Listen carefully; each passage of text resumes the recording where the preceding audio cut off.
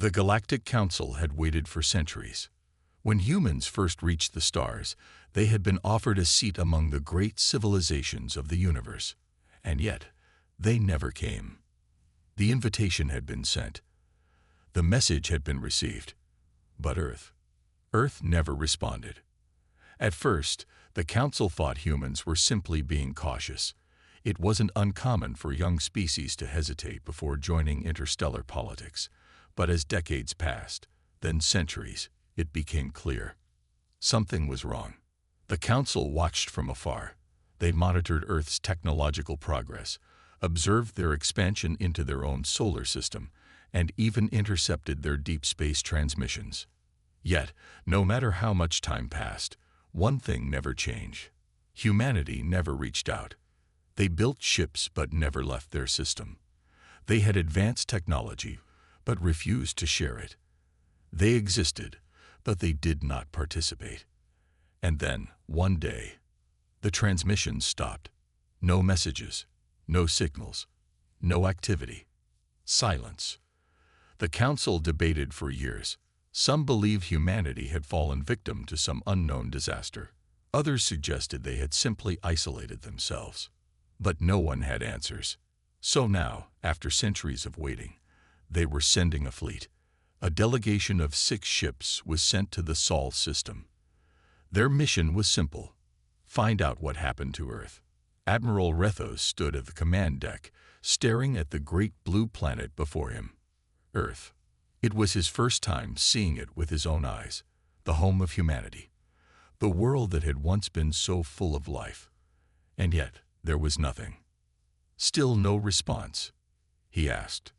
"Nothing, Admiral," replied the communications officer. "No radio signals, no distress beacons. It's completely silent." Rethos frowned. That wasn't possible. Even dead planets emitted some kind of signal. Background radiation, automated systems, orbital satellites. But here, silence. "Begin scanning the surface," Rethos ordered. "I want to know what's down there." The fleet's scanners swept across the planet. What they found was impossible. Cities still stood. Megastructures reached into the sky. Power grids were still active, lights glowing in the dark. Yet, there were no people, no movement. It was as if the entire population had simply vanished. Rethos felt a chill run down his spine. "This isn't right," one of the officers muttered. No, it wasn't. Something had happened here. And whatever it was unnatural. The landing team touched down in the middle of what had once been New York City. It should have been bustling with life. Even if humanity had been reduced in number, there should have been someone. Instead, the city was eerily perfect. No damage, no decay, no signs of war, disaster, or abandonment. Just emptiness. Captain Vena, the mission leader, stepped out of the shuttle. The air was clean. The buildings were still powered. Yet there was an oppressive stillness to everything. "Fan out," she ordered.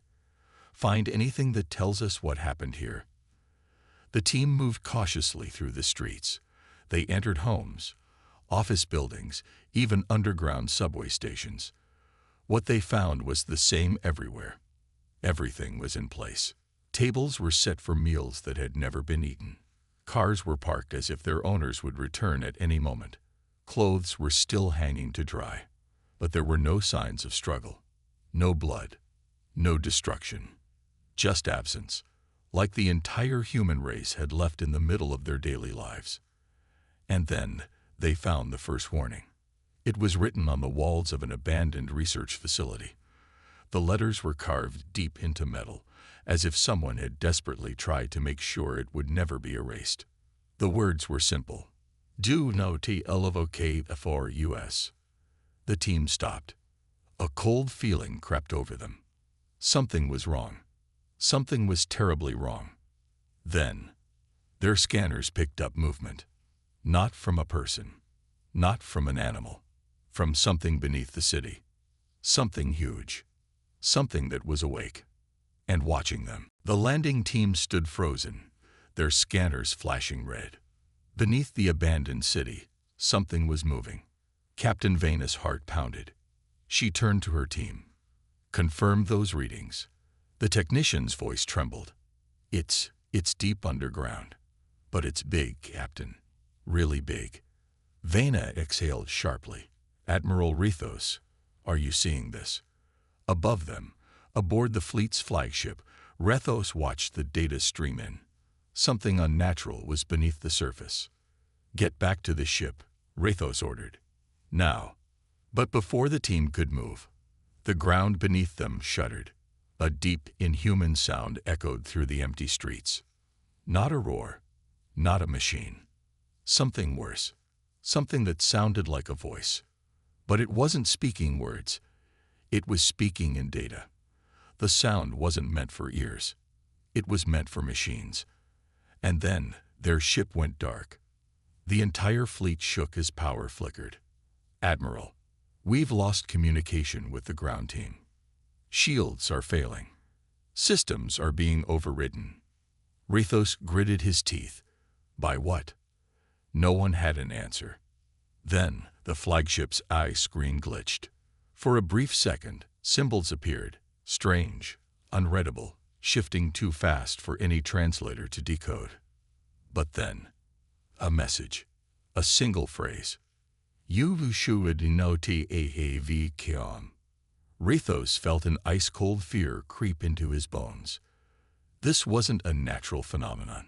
It wasn't an automated defense. It was alive. And it was aware of them. Back on the surface, Captain Vana and her team ran. Whatever was beneath them was waking up. The streets began to change. Buildings that had stood still for centuries shifted.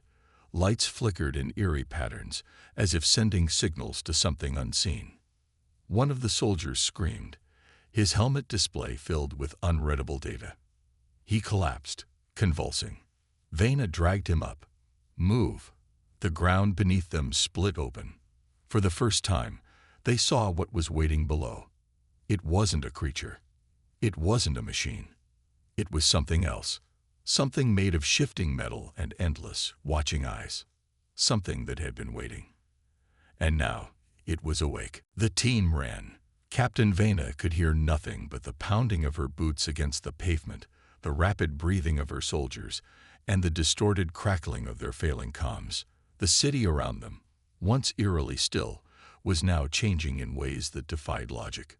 Streetlights flickered, blinking in rhythmic sequences, as if sending messages in an unknown language.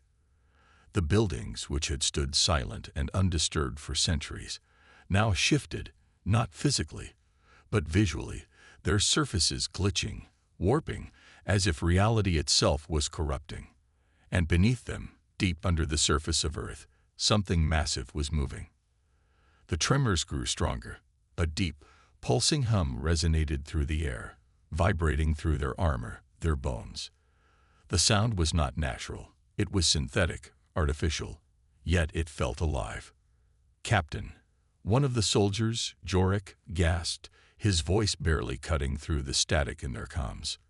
The ship, our shuttle, it's not responding. Vana didn't slow down. She didn't have time to process what that meant. They just had to keep running. Find another way off the planet, she ordered, even as her mind raced with the impossible situation they were in. Their fleet was still in orbit. The Admiral would send help. He had to. But then, their comms flickered to life. A voice, filled with static. Team, respond. What? Happening down there? Losing. Systems. Admiral. Vana shouted. We're compromised. The city, it's changing. Something is. The comms screeched with interference. And then, a new sound. A voice. But not human. It was distorted, synthetic, and filled with layers upon layers of echoes, as if thousands of voices spoke at once. You should not have come. A deep, vibrating pulse followed, a frequency so low it made their bones ache. Jorik screamed as his visor filled with unreadable symbols, data streaming so fast that his helmet eye overloaded and shut down. He ripped the helmet off, eyes wide in horror. The city, "It's looking at us," he gasped. Vena didn't know what that meant, but she didn't need to. She could feel it too. They weren't just being watched. They were being studied. Then, the ground beneath them collapsed.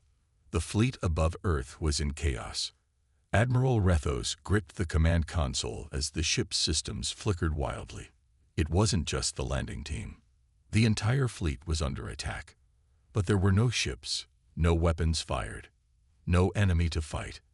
"Admiral," a technician shouted, "something is interfacing with our systems. It's rewriting our firewalls, our controls. Shut it down." Rethos roared, "We can't." And then, all across the fleet, every screen, every display went dark. For a single, breathless moment. Absolute silence. And then, a message. The same one the ground team had heard. "You should not have come." And that's when the stars outside the ship shifted. Vena hit the ground hard. The fall wasn't as long as she'd expected. Instead of plummeting into endless darkness, she and her team landed in what looked like an underground facility. Except the walls, the ceiling, the very air around them was shifting. Like the city above, this place was not stable. Not real. The walls pulsed with strange, glowing symbols, alive in a way metal and stone should not be. Jorik groaned beside her, clutching his head. "Captain, do you hear that?" Vena opened her mouth to say no. But then she did. A whispering. Not from one direction. From everywhere. It was not language. Not speech. It was thoughts. Reading them. Learning them. Vena clenched her jaw. "Move. Now." They sprinted through the shifting corridor, each step feeling like they were running on something alive. And then, at the very end of the hall, they saw it. The last human message. Carved, not on the walls, but into reality itself. The words flickered between existence and nothing, as if the universe itself was trying to erase them. But the message remained, and it said only one thing. We were not alone. The whispers grew louder. And then, from the darkness ahead, the first shadow moved. The shadows shifted. Not like a living creature, not like a machine, but like something that had no true form, something that was never meant to be seen by physical eyes, something that moved in ways that should have been impossible, as if it wasn't walking or crawling, but instead slipping between moments of reality, existing in one place, and then another without ever truly crossing the space in between. Captain Vena's breath caught in her throat as her visor struggled to lock onto whatever was approaching them. But every attempt to scan it failed, the data coming back fragmented, shifting, refusing to stay in a recognizable form. And with every passing second, she could feel the whispers in her mind growing louder, not in words, but in sheer presence, like 1,000 unseen eyes were staring directly into her thoughts, dissecting her, understanding her. Jorik, still clutching his helmet under one arm, took an unsteady step back, his wide, terrified eyes locked onto the shifting thing ahead of them, his voice barely more than a broken whisper as he muttered, "Captain, I don't think we were supposed to find this place.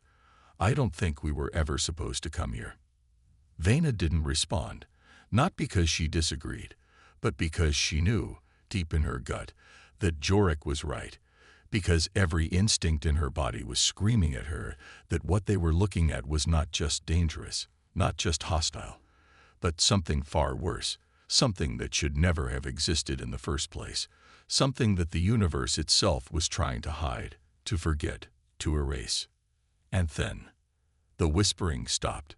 For a single, agonizing moment, the entire underground structure fell into absolute silence, the kind of silence that didn't feel empty, but instead felt like it was waiting, listening, anticipating.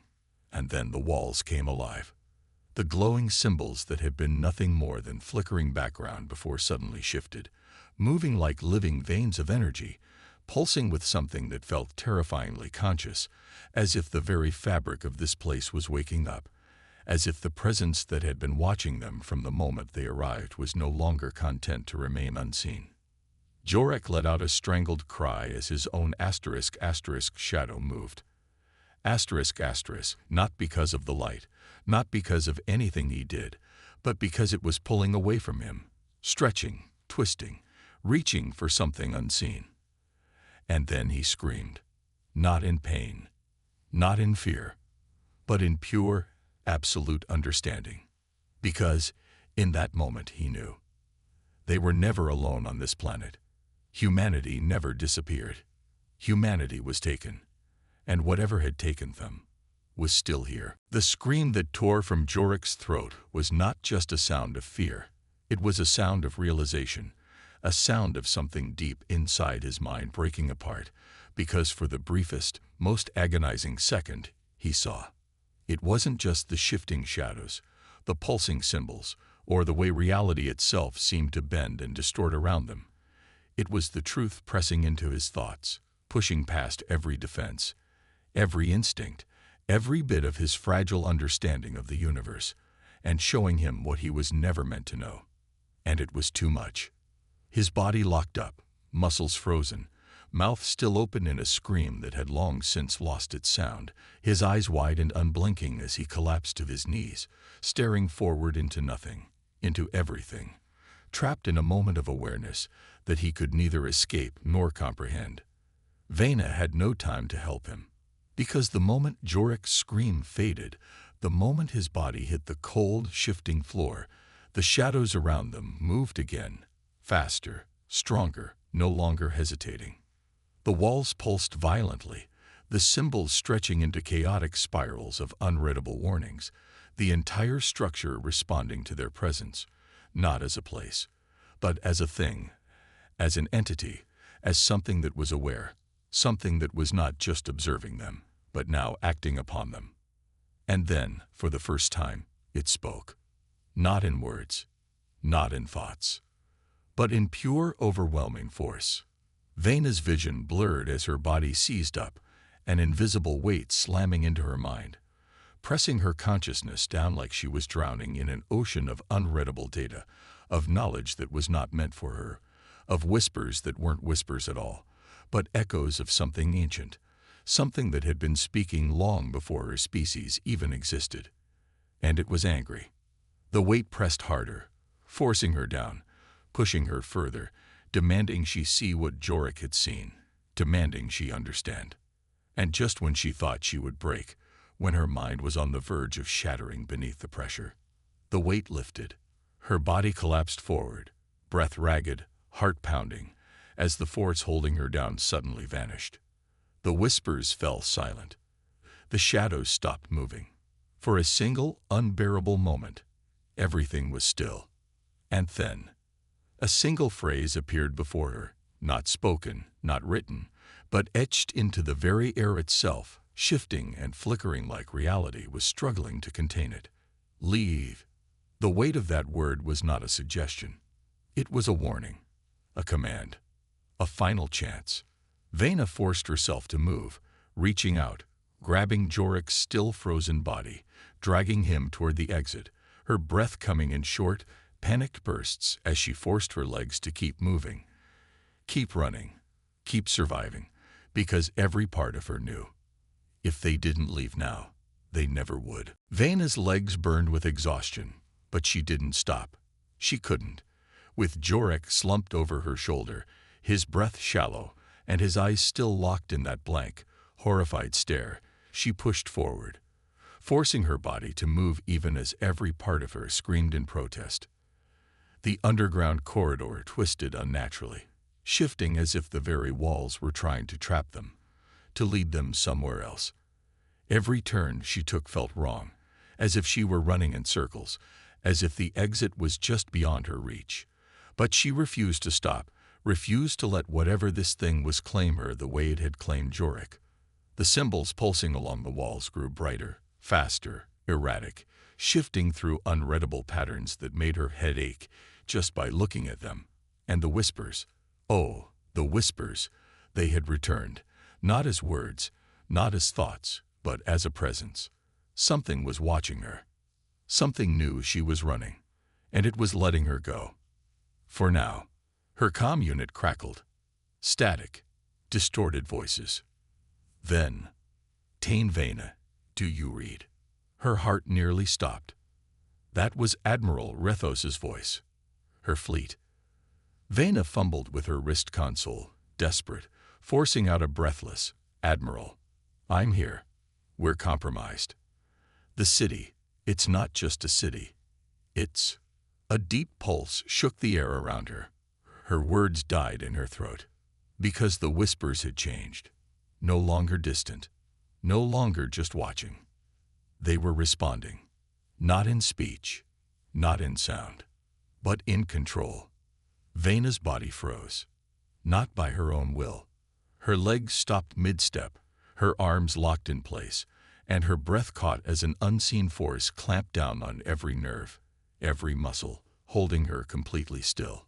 The symbols on the walls stopped flickering. Instead, they shifted, slowly, deliberately, forming a pattern, a message, a final warning carved into the fabric of reality itself. Do not orituarn. Then, the force released her. Her body lurched forward, nearly sending her crashing to the ground. And the whispers. Asterisk, asterisk, the presence. Asterisk, asterisk, vanished. She could move again. And that was all she needed. With a final, desperate sprint, she reached the exit, a gaping, impossible tear in reality itself, leading back to the surface. She didn't stop to think. She just jumped through. The sky above Earth was no longer normal. Vena barely had time to process the way the stars flickered unnaturally, shifting like reflections on water, before her comm roared to life. Vena, what happened? She gasped for air, her body trembling, her arms still wrapped around Jorek's barely responsive form. Then she looked up, and she saw them. The fleet, hundreds of Galactic Council warships, floating in low orbit, waiting, watching. Vena's blood turned to ice. They had no idea what they were about to wake up. Vena barely had time to catch her breath. The cold night air burned her lungs as she collapsed onto the rocky surface outside the underground ruins, her arms still wrapped around Jorek's unmoving body. Her heart pounded in her chest, her mind still reeling from what had happened. The whispers were gone, but she could still feel them. She looked up, and her blood ran cold. The sky was wrong. The stars above Earth didn't just shine. They shifted, flickering unnaturally, like reflections on a dark ocean that stretched infinitely. The air itself felt heavier, thick with something unseen, something that didn't belong. And then she saw them. The fleet, hundreds of Galactic Council warships, their massive forms casting long shadows across the sky, waiting, watching. They had no idea. They thought they were here to make contact, to demand answers. They had no idea what they were waking up. Vena's comm crackled violently. Vena, what happened? Report. It was Admiral Rethos. His voice was sharp, urgent. Vena opened her mouth, but she hesitated. How could she explain this? How could she possibly tell them that Earth wasn't empty, that humanity hadn't disappeared, but had become something else, something the universe itself feared? Her fingers trembled as she pressed the comm button. Admiral, she whispered, you need to leave. Now. Silence. Then, laughter. Not from Rethos. Not from the fleet. From Jorek. Vena froze. Slowly, she turned her head to look at him. Jorek was still slumped against her, but his eyes were different. No longer wide with terror, no longer lost in shock. They were calm. Too calm. And he was smiling. A slow, knowing smile that sent a deep, primal fear through her chest. When he finally spoke, his voice was not his own. They're already here. Vena's breath caught. Jorek's head tilted slightly, his smile widening as his unfocused eyes flickered with something inhuman. You never left, Vena. None of you did. You just forgot. Her heart pounded. And above them, the stars began to move.